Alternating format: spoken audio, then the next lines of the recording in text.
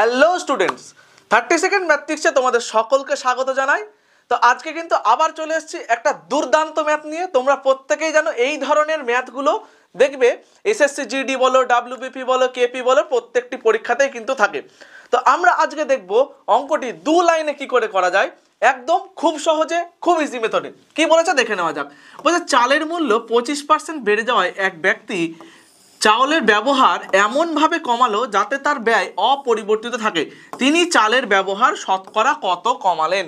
তো ব্যাপার হচ্ছে কি, চালের দাম কিন্তু বেড়েছে, তো বেড়ে গিয়েছে, কিন্তু তার বেশি ব্যয় করার ক্ষমতা কিন্তু নেই। তো সেইভাবেই বলেছে চালের ব্যবহার তাকে কমাতে হবে। এই জন্য তো দেখো, এই শতকরার অঙ্কগুলোর ক্ষেত্রে যদি এরকম সিঙ্গেল পার্সেন্টেজ দিয়ে এরকম আমাদের অঙ্ক বলে দেয়, দিয়ে যত পার্সেন্ট বেড়েছে এবার কত পার্সেন্ট কমাতে হবে, তাহলে জিনিসটা একই থাকবে। তো এইগুলোর ক্ষেত্রে কিন্তু আমরা একটা খুব ছোট্ট সূত্র ব্যবহার করি। সেটা কি? সেটা হলো a/100 plus minus a into 100।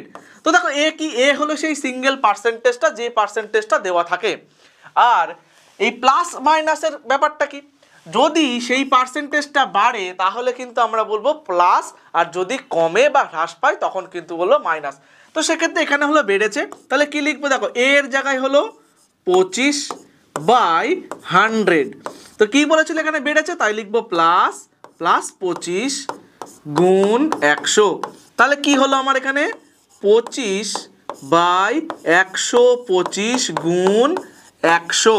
তো 25 দিয়ে দেখো 125কে কাটলে কিন্তু 5 হয়, 5 দিয়ে 100কে কাটলে 20 হয়।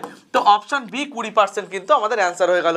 তো খুবই সোজা, আমরা যদি মনে রাখতে পারি যে এই সূত্রটা দিয়ে এই ধরনের অঙ্কগুলো খুব সহজে করা যায়, তাহলে কিন্তু আমরা খুব সহজেই অঙ্কের যে আমাদের ভয়টা রয়েছে সেটা কিন্তু কাটিয়ে ফেলতে পারবো।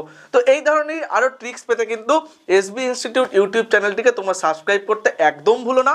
তোমরা কিন্তু প্রতিনিয়ত এই ধরনের ট্রিক্স পেতে থাকবে।